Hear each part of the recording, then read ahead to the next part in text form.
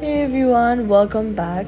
Is the hint button in Meowdoku pointing towards a move that does not actually make sense or giving you a hint for something you already solved?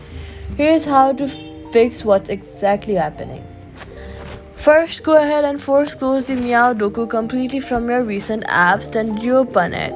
Since the hint engine occasionally reads an outdated version of your board if you place several cats in quick succession right before tapping hint. Give the app a moment to register your last move before tapping the hint button again.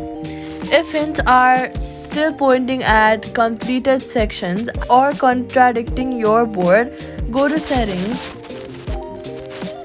then go to general, go to iPhone storage, scroll down to the list of apps and find Meowdoku, then offload the app.